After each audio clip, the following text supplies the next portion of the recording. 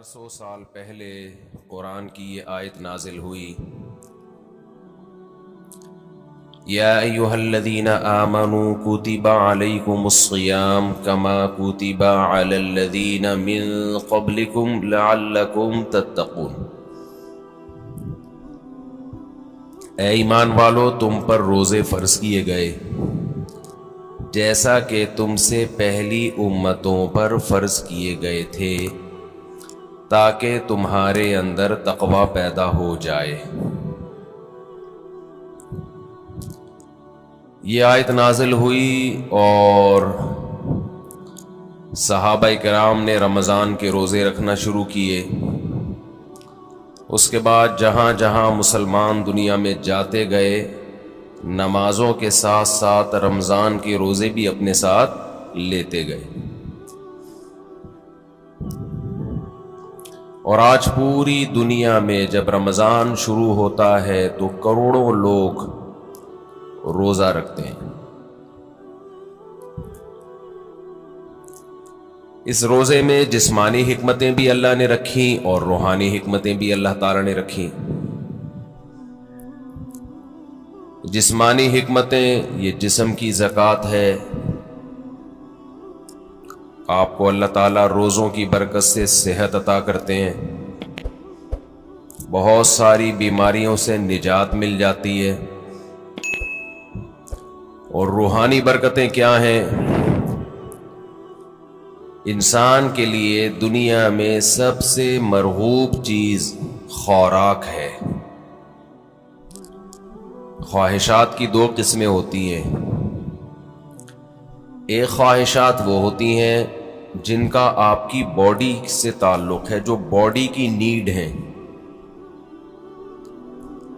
ایک خواہشات وہ ہوتی ہیں جو اوپر کی خواہشات ہیں، لگژری لائف، گاڑی بنگلہ، اچھی ڈریسنگ، دیکھنے میں اچھا نظر آؤں، عزت ہو سوسائٹی میں، دولت ہو میرے پاس۔ یہ جو پہلی قسم کی خواہشات ہیں نا، جو آپ کی باڈی کی نیڈ ہے، یہ بہت ڈینجرس ہوتی ہیں۔ یہ تین قسم کی خواہشات ہیں، ایک کھانے کی خواہش، پینے کی خواہش، اور ایک جنسی خواہش جسے کہا جاتا ہے، مرد اور عورت کی ایک دوسرے کی طرف اٹریکشن۔ یہ تینوں قسم کی خواہشات ہماری باڈی کی ریکوائرمنٹ ہے، یہ جسم کی چاہت ہوتی ہے۔ یہ خواہشات پوری نہ ہو تو ہماری باڈی متاثر ہونا شروع ہو جاتی ہے۔ اچھا، کچھ خواہشات ہوتی تو باڈی کی ہیں، وہ نیچرل نہیں ہیں۔ خواہشات تو سمجھ گئے نا کتنی قسم کی ہوتی ہیں؟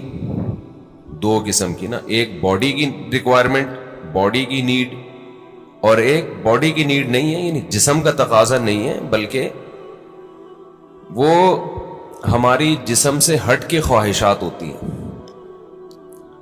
جیسے لگژری لائف ہے نا، ہر آدمی چاہتا ہے میری لائف کیسی ہو، لیکن ایسا نہیں ہوتا کہ لگژری لائف کی آپ کے پیٹ کو کوئی بھوک لگ رہی ہو، وہ خواہش پوری نہیں کریں گے تو باڈی کو کوئی نقصان ہو رہا ہو۔ جو باڈی کی نیڈ ہے نا، جیسے کھانا پینا، یہ تو اگر نہیں کریں گے تو باڈی مسلسل تڑپتی رہے گی، مسلسل احتجاج کرتی رہے گی، اور ان خواہشات کو پورا کرنا بھی ضروری ہے۔ نہیں کریں گے تو بالآخر باڈی آہستہ آہستہ ڈیمیج ہونے کی طرف جائے گی، مر جائیں گے ایک دن۔ آپ کو اگر گدا نہیں ملتا سونے کے لیے، اچھا، انہی باڈی کی خواہشات میں ایک نیند بھی ہے، ہم چار قسم کی خواہشات شامل کر لیتے ہیں۔ نیند ہے، کھانا پینا، اور جس کو جنسی خواہش کہتے ہیں۔ یہ اتنی ڈینجرس ہوتی ہے، جیسے نیند کی خواہش کو آپ دیکھ لو، اب گدے پہ سونا یہ باڈی کی نیڈ نہیں ہے، یہ کیا ہے، ایک لگژری لائف انسان گزارنا چاہتا ہے، اس کا تقاضا ہے کہ میرا گھر اچھا ہو، ایئر کنڈیشن روم ہو، اور ٹائلیں لگی ہوئی ہوں، اور فانوس لگے ہوئے ہوں۔ لیکن جب آپ کو نیند آئے گی تو جو گدے پہ سونے کے عادی ہیں ان کو فرش پہ نیند نہیں آئے گی. لیکن چونکہ نیند آپ کی باڈی کی نیڈ ہے، ایک وقت آئے گا کہ باڈی کہے گی میں نے سونا ہے سونا ہے سونا ہے سونا ہے. آپ کہیں گے میرے پاس سونے کے لیے گدا نہیں ہے، نہیں سو سکتا نہیں سو سکتا نہیں سو سکتا. بالآخر پھڈا ہوتے ہوتے جو باڈی کی نیڈ ہے نا وہ غالب آ جائے گی. لگژری جو آپ کی ایک چاہت ہے اس پہ باڈی غالب آ جائے گی آپ کی، اور آپ کانٹوں پہ بھی سو جاؤ گے. جس کو نیند نہ آتی ہو نا اس کو جاگنے دو، بول تو نہیں سوئے گا، دیکھو اس کا باپ بھی سوئے گا پھر. کیونکہ یہ خواہشات دماغ پر مسلط ہو جاتی ہیں، کیونکہ ضرورت ہے، نہیں تو مرے گا. نہیں سوئے گا تو کیا ہوگا؟ ایک ہفتہ کھائے پیے بغیر انسان زندہ رہ سکتا ہے، میڈیکل سائنس کہتی ہے.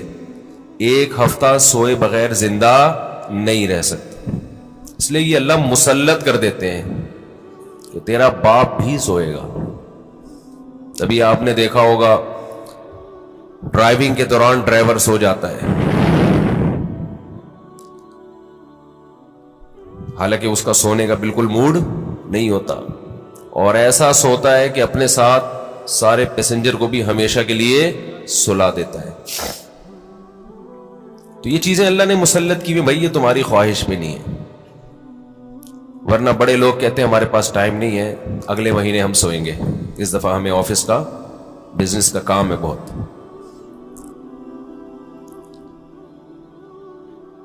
تو یہ جو جسمانی خواہشات ہیں نا، جسمانی خواہشات، ان سے ہاتھ کھینچنا آسان کام نہیں، کیونکہ باڈی کو ضرورت ہے. تو باڈی ہماری مسلسل ڈسٹرب ہوتی رہتی ہے. اب آپ کو جب بھوک لگ رہی ہے تو باڈی کیا کہے گی؟ روٹی دو، کھانا دو، کہے گی نا، خوراک چاہیے. تو کیا یہ 2-3 دفعہ کہنے کے بعد چپ ہو جائے گی کہ بھئی یہ تو کھلا نہیں رہا تو چلو اب کوئی اور کام کرو؟ نہیں ہوگی. یہ کیا کہے گی؟ روٹی کھانا، روٹی کھانا، چاول سموسے. کسی کو بھی دیکھے گا نا کھاتا ہوا، مسلسل یہ ٹینشن ہے، اور کسی بھی کام میں اس کا دل نہیں لگے گا جب تک کہ چند نوالے نہ کھا لے. پیاس بھی ایسی چیز ہے، جب آپ کو پانی کی خواہش ہوتی ہے تو باڈی مسلسل پانی مانگتی رہتی ہے، آپ کا دل ہی نہیں لگے گا کسی کام میں، دل جمعی سے کام نہیں کر پاؤ گے، مسلسل پانی باڈی کو ضرورت ہے. اور یاد رکھو جب ضرورت ہو باڈی خود بتاتی ہے. اس کے لیے ڈاکٹروں سے مشورہ نہیں لیا کرو کہ میں کتنے گلاس پانی پیا کروں. یہ چیزیں اللہ نے انسان کی باڈی میں انسٹال کر دی ہیں، اس میں میڈیکل سائنس کو زیادہ فری مت کرایا کرو. کھا بھی لیں پی بھی رہے، ڈاکٹر صاحب سے پوچھیں کتنے گلاس پیوں، جتنے کی چاہت ہے وہ باڈی خود بتا دے گی. ہاں اگر باڈی صحت مند ہے اور کوئی الٹے سیدھے کام نہیں کر رہے. بعض دفعہ آپ کوئی الٹا کام کر رہے ہوتے ہو جس سے پھر باڈی دھوکہ دیتی ہے. جیسے جو لوگ چائے زیادہ پی رہے ہیں، کافی، تو کیفین کیا کرتی ہے کہ پیاس کا احساس ختم کر دیتی ہے، پیاس بجھا دیتی ہے، اور باڈی سے پانی پیشاب بنا کے نکال دیتی ہے. ایک طرف پانی کی کمی ہو رہی ہے، دوسری طرف اس کمی کی کو پورا کرنے کے لیے باڈی کو جو احتجاج کرنا چاہیے باڈی وہ احتجاج نہیں کر رہی. تو پھر پانی کا پھر مشورہ ڈاکٹر صاحب سے لینا پڑے گا، کیونکہ پھر باڈی آپ کا جو جسم ہے نا وہ اس کی کھوپڑی گھوم جاتی ہے اس کو پتہ ہی نہیں چلتا کہ کب پانی کی ضرورت ہے کب پانی کی ضرورت نہیں ہے. تو نیچرل لائف جس کی ہوگی اس کی باڈی بتاتی رہے گی کتنا پانی چاہیے. جیسے کولڈ ڈرنک پینے سے پیاس بجھ جاتی ہے نا، تو پیاس تو وقتی بجھتی ہے لیکن پانی کی جتنی کمی پوری ہونی چاہیے وہ ہوتی نہیں ہے. تو یہ میں جو اصول بتاتا ہوں یہ ان لوگوں کے جو تمیز سے زندگی گزار رہے ہیں. ایسا نہیں سارا دن چائے کے کپ پھونکتے رہتے ہیں، کافی سارا دن پیتے رہتے ہیں. تو کیونکہ کافی اور چائے یہ نیچرل نہیں ہے، ہماری قدرتی غذا کا حصہ بول لو بھائی نہیں ہے. یہ تو بات کی ایجاد ہے کہ بھائی کیفین باڈی میں جاتی ہے تو بلڈ کا سرکولیشن بڑھا دیتی، تھوڑا ایکٹیو ہو جاتے ہو آپ. تو یہ مصنوعی ایکٹیونیس ہے, یہ کوئی سچی مچی میں جسم میں طاقت نہیں آتی ہے. سمجھتا نہیں. جیسے ایک ہوتی ہے کیفین, ایک ہوتی ہے نکوٹین. نکوٹین سگریٹ میں نا اور گٹکے میں, تمباکو میں, وہ ذرا اوپر کی چیز ہے, کیفین تھوڑی نیچے کی چیز ہے. تو فلسفہ دونوں کا سیم ہی ہے. وہ ذرا زیادہ ڈینجرس ہے نکوٹین ہے, تمباکو اور سگریٹ وہ بھی وہی کام کرتی ہے. چائے ذرا کمزور چیز ہے, اس لیے اس کا وہ نقصان نہیں ہے, اس کا سگریٹ کا نقصان زیادہ ہے. پھر اس میں دھوئیں شوئیں بھی ملا لیں تو اور پھر اور باڈی آپ کی سارے وٹامنس دھوئیں سے کیا ہو جاتے ہیں, پورے ہو جاتے ہیں. تو ابھی ایک بہت باریک لڑکا آیا, سگریٹ پیتا تھا نا, اتنا باریک, اس کی شادی ہونے والی ہے. میں نے کہا دھواں نکلے گا, یہ رسک نہیں لینا آپ. ایک تو آپ اپنی صحت دیکھو, اور سگریٹ کے کس طرح سے پھونک رہے ہو, تو جو اندر جا رہا ہے, جو ان پٹ ہوتا ہے آؤٹ پٹ وہی ہوتا ہے نا.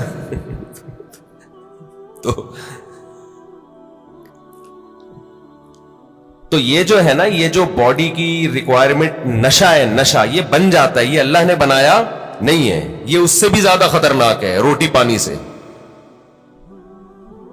یعنی اس کو برداشت کرنا بہت ہی مشکل ہے. اللہ میاں نے تو آپ کو وہ چیزوں کی چاہتیں رکھی تھیں جو جس کی آپ کی باڈی کو ضرورت ہے. روٹی کی ضرورت رکھی, پانی کی چاہت رکھی اللہ تعالیٰ نے, اور جو اللہ نے خواہشات رکھی ہیں جو نیچرل ہیں. ہم نے کیا کیا, سگریٹ پی پی کے, دن میں 5-6 کپ کافیوں کے پی پی کے, اور پان گٹکے کھا کھا کے ہم نے اس سیٹنگ کو کیا کر دیا, خراب. اب آپ گٹکے اور پان والوں کو دیکھ لو, سگریٹ والوں کو دیکھ لو, افطاری میں لوگ کھجوروں کی طرف لپکتے ہیں. وہ کہاں لپکتے ہیں, سگریٹ کی طرف. وہ تو کھجور ایک سنت پوری کرنے کے لیے کھا لیتے ہیں, اس کے بعد پھر سٹے لگا رہے ہوتے ہیں. بٹ کتنی بڑی نحوست ہے یار, ہے یا نہیں ہے؟ کیسا اپنے ہاتھوں سے اپنے آپ کو برباد کر رہے ہو. اللہ کا کتنا بڑا فضل ہے, ہمارے ماں باپ نے ہمیں سگریٹ پان گٹکے سے ہمیشہ بچایا. ہمارے ماں باپ کا بہت بڑا احسان ہے. اللہ ان کی قبروں کو نور سے بھر دے, ان کی پر اللہ بہت رحمت نازل کرے. بڑا کردار ہوتا ہے والدین کا اس میں.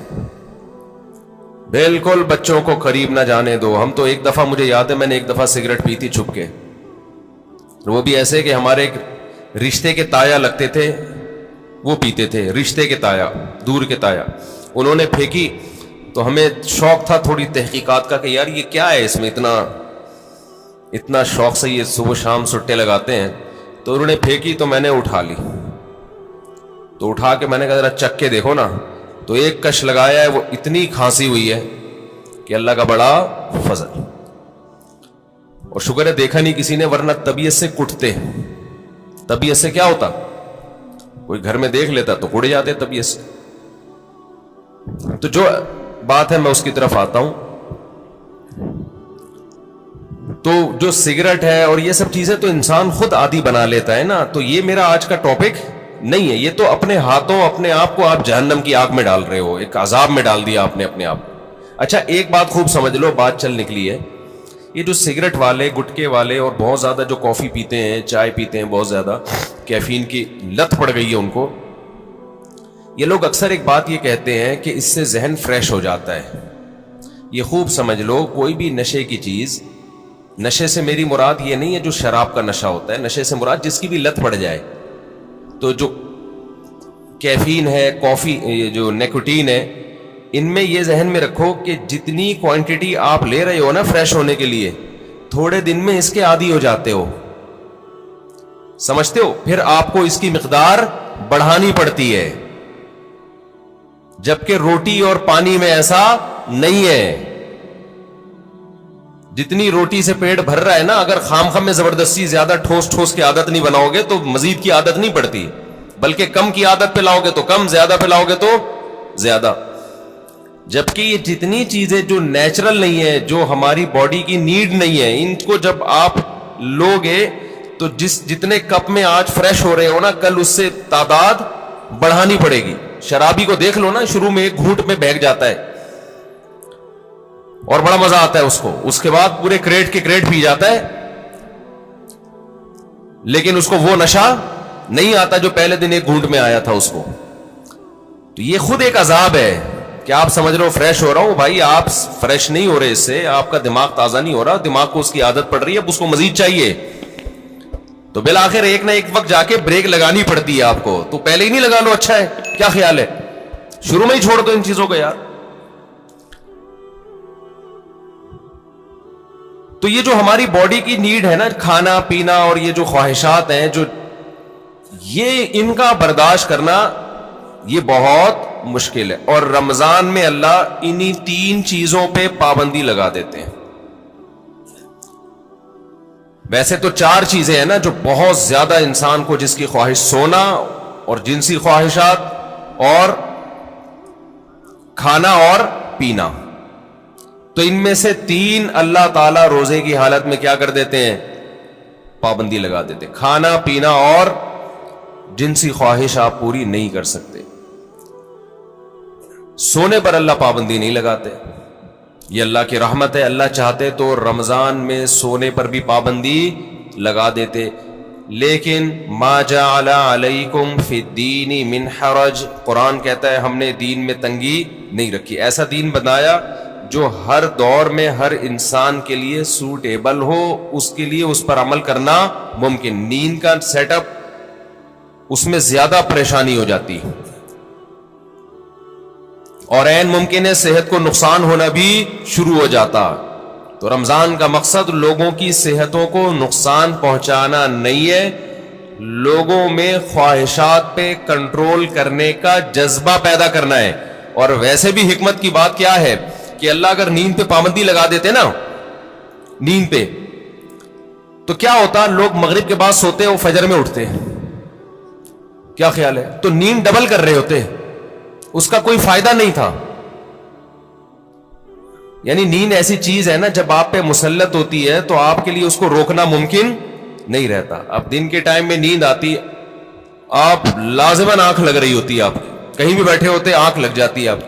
یا پھر لوگ کیا کرتے، اتنی لمبی لمبی راتوں کو نیند لے لیتے، تو جو مقصد ہے وہ حاصل نہیں ہوتا. کھانے میں بھی ایسا ہی کرتے ہیں لوگ. بھائی انہوں نے کہا کہ بھائی صبح صادق سے لے کے مغرب تک کھانے پر پابندی ہے، تو مغرب سے کھانا شروع کرو، سحری تک نان اسٹاپ، اور کھاتے ہیں. الحمدللہ پاکستانی قوم غربت مہنگائی میں بھی دبا کے پھوڑنا پھاڑنا لگا ہوا ہے. لیکن آپ جتنی بھی اسپیڈ سے جتنا بھی کھا لیں، اس کے بعد بھی بہرحال چند گھنٹوں کے بعد آپ کا معدہ خالی ہوتا ہے. تو یہ صبح صادق سے لے کے غروب آفتاب تک اتنا ٹائم ہوتا ہے کہ نان اسٹاپ آپ ساری رات بھی پھوڑتے پھاڑتے رہیں، پھر بھی 5-6 گھنٹے بعد، سحری کے 6, 7, 8, 10 گھنٹے بعد معدہ کیا ہو جائے گا؟ خالی. اور وہ ٹینشن ہوگی. نہیں یاری بات سمجھ میں میرا خیال. تو اللہ میاں نے ہم سے نا یہ قربانی دلوائی ہے رمضان میں کہ تھوڑا منہ کو کیا کرو؟ کنٹرول.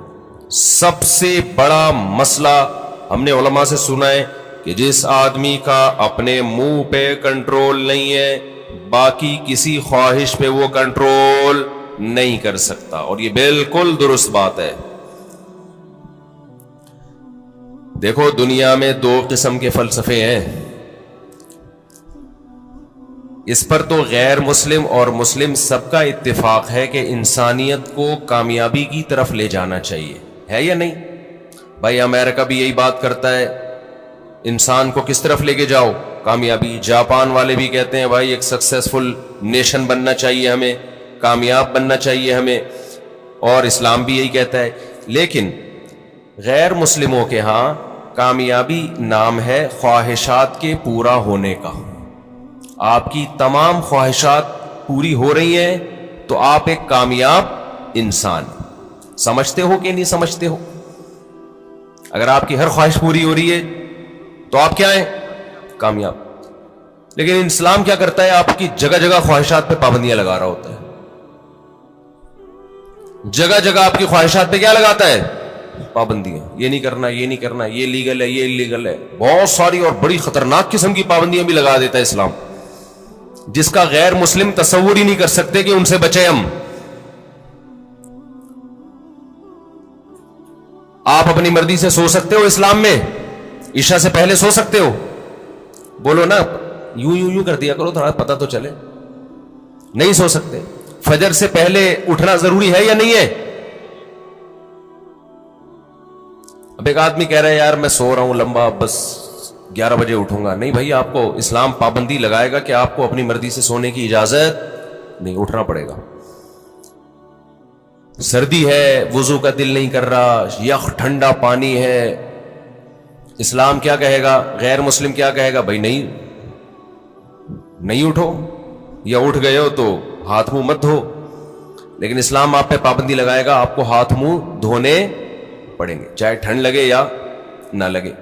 بلکہ سردیوں میں وضو کرنے میں حدیث میں آتا ہے بہت زیادہ ثواب ہے. ایسے گناہ جھڑتے ہیں جیسے درختوں کے پتے جھڑتے ہیں سردیوں میں. پھر اسلام آپ پہ پابندی لگاتا ہے حلال حرام کی پابندیاں. نظر بھی اٹھا کے دیکھنے نہیں دیتا کسی انٹی کو. کتنی سخت پابندی ہے یہ نہیں ہے. گورا سوچ سکتا ہے اس پابندی، وہ تو نائٹ کلب میں جاتے ہیں، شراب پیتے ہیں، اور اسلام کہہ رہا ہے کہ نائٹ کلب جا کے زنا کرنا تو بہت ہی بڑا جرم ہے. لا تقربوا الزنا، قریب بھی نہیں پھٹکنا. کوئی انٹی جا رہی ہے اس نیت سے دیکھ لوں کہ یار کیسی ہیں، یہ بھی آپ کے لیے کیا ہے؟ Not allowed. اچھا، جو غیر مسلم لوگ ہیں ان کیا ہے کہ انسان کی ہر خواہش پوری ہو. وہ سمجھتے ہیں کہ یہ کامیابی ہے. حقیقت پتہ ہے کیا ہے؟ جس کی ہر خواہش پوری ہوتی ہے وہ ڈپریشن کا مریض بنتا ہے. یہ بات خوب اچھی طرح کھوپڑی میں بٹھا لو. جس کی ہر خواہش پوری ہوگی وہ کیا ہوگا؟ وہ اسٹریس اور ڈپریشن میں جائے گا. وجہ اس کی ہے کہ آپ کی ہر خواہش پوری ہو سکتی نہیں ہے. اگر ہو رہی ہے نا تو اس کا نتیجہ نکلے گا کہ آپ میں خواہشات پہ کنٹرول کرنے کی طاقت ختم. ایک اسٹیپ ایسا آتا ہے جہاں کوئی نہ کوئی خواہش آپ کو قربان کرنی پڑتی ہے. دنیا میں کوئی شخص، فرعون بھی ایسا نہیں گزرا کہ اس کی ہر خواہش دنیا میں پوری ہوئی ہو. ساری پوری ہو رہی تھی، موسیٰ علیہ السلام آ گئے، ایک دم دماغ کھٹکا نا اس کا، یہ کیا ہو گیا بھائی؟ یہ تو ہوتا ہے.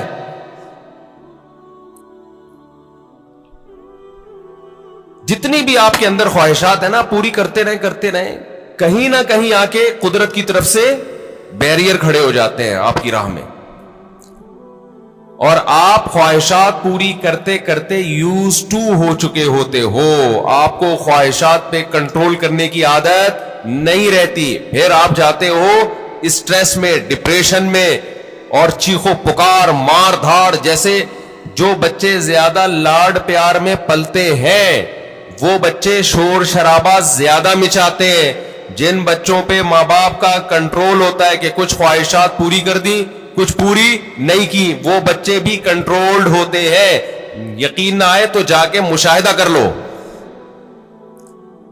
میں نے بہت سے بچے ضدی دیکھے، چیزیں اٹھا کے پھینک رہے، کوئی بات نہیں مانتے. وجہ اس کی ہے کہ ماں باپ ان کی ہر بات مانتے ہیں. نہیں آ رہی سمجھ میں؟ پتہ نہیں آپ لوگ لاڈلے بچے ہیں اپنے ماں باپ کے یا لاڈلے نہیں ہیں، تو اب یہ تو اللہ ہی جانتا ہے.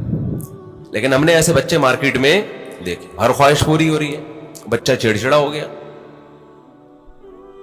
اچھا، جس بچے کے ساتھ اس کا کوئی بہن بھائی نہ ہو وہ بھی چڑچڑے ہو جاتے ہیں. اس کی وجہ یہ کہ بہت زیادہ لاڈ پیار اس اکلوتے کو مل جاتا ہے. کیا ہوتا ہے؟ اکلوتے. دوسرا مارکیٹ میں قریب العمر ہوتے نہیں ہیں 2-4، تو ماں باپ کی ساری لاڈ کا اور پیار کا مرکز یہ اکلوتا. اس کی ہر خواہش پوری. آپ میں سے کوئی اکلوتا ہو تو پیش کی معذرت. نتیجہ کیا نکلتا ہے؟ اس کی طبیعت میں چڑچڑاپن پیدا ہونا شروع، مار دھاڑ. وہ سوسائٹی میں بسا اوقات ایک کامیاب انسان بن کے سروائیو نہیں کر پاتا. جب ہمارے ایک ریلیٹیو کے یہاں نا ایک بچہ ہوا، پھر ان کے یہاں فوراً دوسرا ہو گیا اگلے سال. رپورٹ دیکھیں، رپورٹ. ہوا یہ ہے کہ جب فوراً دوسرا آ گیا 1-2 سال کے بعد مارکیٹ میں، تو جو پہلا والا تھا نا، اب اس کو تھوڑی سی جیلسی بچوں میں ہوتی ہے کہ دوسرے کو پیار کرو تو اس کو غصہ آ رہا ہے کہ اس کو کیوں پیار کر رہے ہو. بچے کرتے ہیں ایسے، آپ نے دیکھا ہوگا. تو لوگ کہہ رہے ہیں کہ یار یہ جو ان کے ریلیٹیو ہے نا، کہنے لگے یہ غلط ہوا، پہلے والے کے ساتھ ظلم ہوا ہے. ابھی اس کی عمر تھی، اس کو محبتیں ملتی، توجہ کا مرکز بنتا. مارکیٹ میں دوسرا آ گیا، جو محبت پوری اس کو ملنی چاہیے تھی وہ ڈیوائیڈ ہو کے آدھی کہاں جا رہی ہے؟ تو یہ پہلے والے کے ساتھ ظلم ہے. سمجھتے ہو بات کو؟ تو بھائی یہ پہلے والے کے ساتھ ظلم نہیں ہے، اس کی ٹریننگ کا حصہ ہے کہ تو دنیا میں اکیلا باپ نہیں ہے، تمہارے بہن بھائی بھی ہوں گے، ابھی سے اس کے اندر برداشت پیدا ہو رہی ہے. حقیقت ہے، اس کے دل میں ایک جذبات ہوتے ہیں حسد کے، بچوں میں ہوتا ہے، بہت زیادہ جیلسی ہوتی ہے بچوں میں. ایک کو کچھ دو نا تو دوسرے کو ضرورت نہیں بھی ہو، صرف اس کو تپانے کے لیے مانگتا ہے کہ مجھے کیوں نہیں دیا. تو یہ جو برداشت اس میں پیدا ہوگی نا، جب ماں باپ دوسرے کو پیار کر رہے ہو، اس کو غصہ آ رہا ہے، یہی غصہ قدرت چاہتی ہے کہ آئے تاکہ اس میں کنٹرول پیدا ہو. یہ نہیں ہوتا نا تو یہ بڑے ہو کر عذاب بنتا ہے. پھر بڑے ہو کر پھر کیا ہوتا ہے کہ یہ کیوں آ گیا دنیا میں، میرے باپ کی وراثت جو مجھے ملنی تھی اس کو کیوں مل رہی ہے، یہ اس میں شریک کیوں ہو رہا ہے. پھر یہ یہاں تک جاتا ہے معاملہ، شروع میں یہ مسئلہ کیا کر دو، ختم کر دو کہ بیٹا اس گھر میں اور بھی ہے، اور ممکن ہے مفتی صاحب کے ابھی میں بیانات سننا شروع کیا تو اسپیڈ اور بھی بڑھ سکتی ہے ہماری، عین ممکن ہے، اگلے سال نیا ماڈل بھی آ سکتا ہے. تو اب یہ جلتے ہی رہو بیٹھ کے، یار اسی کو قبول کرو. اور پھر ایک اہم بات یہ کہ بچہ ماں باپ کی توجہ کے لیے بہن بھائی کو وقتی طور پہ برداشت نہیں کرتا، لیکن اللہ نے ایک ایسا بچے میں ایک سافٹ ویئر ڈالا ہوا ہے کہ وہ اپنے بہن بھائیوں سے محبت بھی ٹوٹ کے کرتا ہے. یہ تو آپ اس کو دے رہے ہو نا، ماں باپ اس نئے ماڈل کو جب پیار کرتے ہیں، محبت دیتے ہیں تو پرانے ماڈل کو تکلیف ہوتی ہے، یہ ہے اس کی جیلسی. لیکن آپ ذرا کوئی تھرڈ پرسن اس نئے ماڈل کو ہاتھ اٹھا کے دیکھے، پرانا ماڈل آڑ بن کے کھڑا ہو جائے گا کہ میرا بھائی ہے، میری بہن ہے، تو کون ہوتا ہے ہاتھ اٹھانے والا. تو یہ جو محبت اور قربانی کا جذبہ ہے، یہ بھی نئے اور پرانے میں جب کم وقفہ ہوگا اور نیا ماڈل جلدی آئے گا تو پرانے ماڈل میں اپنے بہن یا بھائی کے لیے لڑنے کا جذبہ یہ بھی جبھی پیدا ہوگا. نہیں آ رہی بات؟ اور یہ تھوڑا سا نئے اور پرانے کو بڑا ہونے دو، پھر ان کے آپس میں کھیل کود دیکھو، محبتیں دیکھو کیسی ہوں گی. تو یہ جو فضول قسم کے لبرل لوگوں کی فضول باتیں ہیں نا کہ ابھی تو پرانے والے کو ٹائم زیادہ چاہیے تھا، ایکچولی نیا والا آ گیا مارکیٹ میں، تو ایکچولی یہ ٹوپی ڈرامے یہ کسی اور کو گنتیاں سکھانا جا کے ساری نیچرل لائف کا بیڑا غرق کر دیا. بچے کو اپنے جیسا بچہ چاہیے بھائی کھیلنے کودنے کے لیے، اس کو ماں باپ سے زیادہ ضرورت بہن بھائیوں کی ہے. ماں باپ تو صرف کیئر کرتے ہیں کہ کیا کر رہا ہے، خراب تو نہیں ہو رہا، سٹے تو نہیں لگا رہا ہے، ایسا تو نہیں تایا نے سگریٹ پھینکی اٹھا کے پی رہا ہے. ماں باپ کا کام صرف یہ نگرانی کرنا ہے. باقی تو اس کو جو اس کی جو انٹرٹینمنٹ والی لائف ہے، جو اس کو انٹرٹین کرے گی، وہ تو بہن بھائی کریں گے. خوش رہے گا، کھیلے گا، کودے گا، انہی سے سیکھے گا، مارے گا، روئے گا، پٹے گا بھی، پیٹے گا بھی. یہی تو لائف ہے اس کی. ہر خواہش پوری ہونے سے انسان بنتا نہیں ہے بلکہ بگڑتا ہے. بچوں کی سیلف ریسپیکٹ، ہم بھی اس کے قائل نہیں ہے کہ بچوں کو مارا پیٹا جائے، ماں باپ بگاڑ دیتے ہیں مار پیٹ کے، لیکن یہ جو سیلف ریسپیکٹ اور یہ ابھی اس کو بڑا ہونے دو میرے بھائی، ابھی چھوٹا ہے، ابھی اس کو تربیت کی ضرورت زیادہ ہے. اس کو بدتمیزی مت کرنے دو بڑوں کے ساتھ. اس کو بتاؤ تم چھوٹے ہو ابھی بیٹا، تم ہمارے باپ ہم ہی ہیں، محبت ملے گی آپ کو، لیکن ہمارے باپ بننے کی کوشش مت کریں. جو گھر میں پکے گا تیرا باپ بھی وہی کھائے. وہ میرا بیان مشہور ہوا تھا نا، پاٹھا کھا لو پاٹھا. بچوں سے مائیں پوچھتی ہے نا، بیٹا پاٹھا کھا لو، نہیں پاٹھا نہیں کھاؤں گا. اچھا چلو ڈبل روٹی کھا لو، نہیں ڈبل روٹی نہیں کھاؤں گا. اچھا چلو اس پہ یہ جیم لگا دوں، نہیں جیم کیوں لگایا. یہ وہ پورا بڑا زبردست میم چلی تھی وہ. تو وہ اس کی اماں آخر میں اس کو جب سمجھایا جائے ایک تھپڑ لگا، یہ کھا لے گا، جو تو کھلائے گی وہی کھائے گا. کہتی نہیں بچوں کو موٹیویٹ کرو. اس میں نے کہا تھا موٹی تو اپنا تو ویٹ کر پہلے، تجھے خود اپنے منہ پہ کنٹرول نہیں ہے تو بچے کو کہاں سے تو کنٹرول سکھائے. ہماری والدہ تو ہمیں بتاتی تھی یہ کھا لو، اور چمٹا گرم گرم ہوتا تھا. بعض دفعہ مجھے بچپن سے شوق تھا مرغوب غذائیں کھانے کا.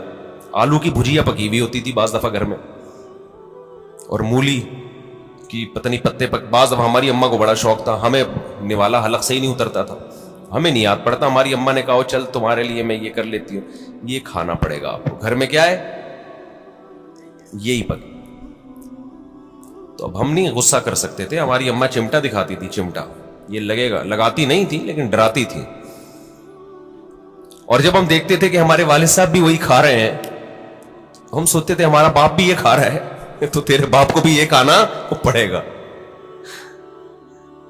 اور یہ ذہن میں رکھو, یہ جو خواتین پریشان ہوتی ہیں ایکچولی بچے کی غذائی ضرورت پوری نہیں ہو رہی, بچہ ایکچولی وہ جو آلو کی بھجیا پکی ہے وہ کھا نہیں رہا, تو ایکچولی اس سے منرلز کی کمی, بچے میں کوئی کمی نہیں ہوتی.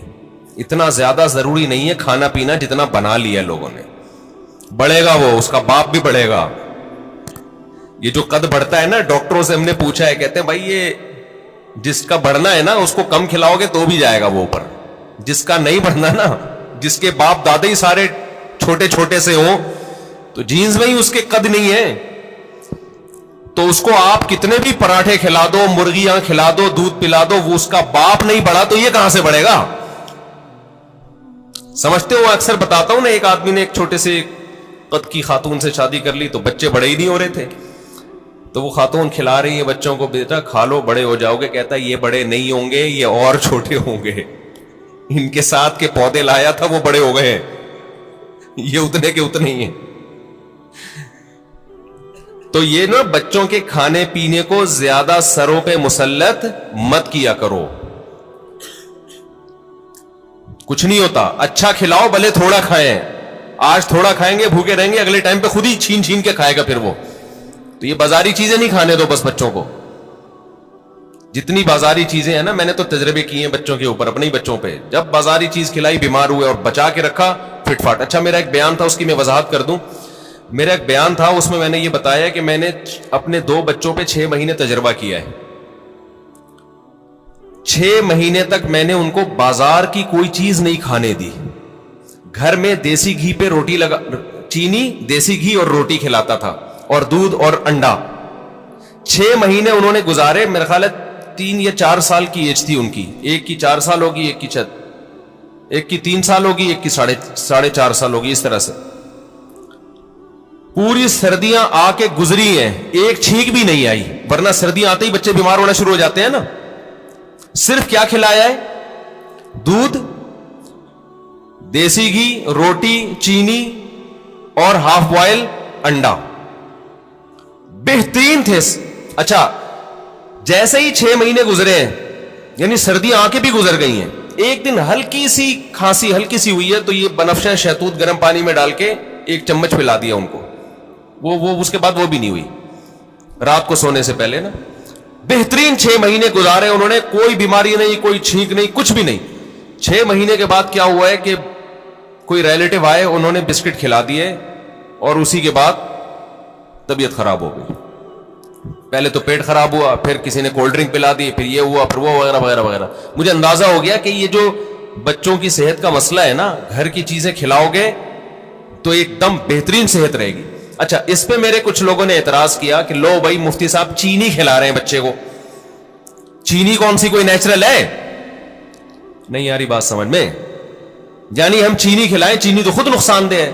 تو یاد رکھیں, میں نے کبھی نہیں کہا کہ چینی بہت فائدہ مند چیز ہے. میرا مقصد یہ ہے کہ ایک نقصان دہ چیز ہم نے کھلائی پھر بھی نقصان نہیں ہوا, باقی نقصان دہ چیزوں سے بچا لیا. ورنہ بہتر تو یہ کہ چینی نہ کھلائیں آپ. چینی کون سی کوئی آب زمزم تو دھلی ہوئی مخلوق ہے؟ نہیں آ رہی سب ان کی سمجھ میں بات نہیں آ رہی ہے بھائی. چینی جو ہے نا, چینی وہ خود بھی کوئی اچھی چیز نہیں ہے, لیکن ایک غلط چیز بھی کھلا دی, 20 غلط چیزوں سے بچا لیا, تو بھی اس کی اتنی برکتیں نظر آئی ہیں. تو اگر آپ اس سے بھی بچا لیں تو نور اللہ نارو, شہد کھلا دیں, گڑ کھلا دیں. سمجھتا ہے کہ نہیں سمجھتے ہو؟ تو بچوں کی لیکن کنٹرول کرنا پڑتا ہے. بچے کو بڑا اور زیادہ عرصہ نہیں, تھوڑے دن تک کنٹرول کرو گے تو پھر وہ عادی ہو جائے گا.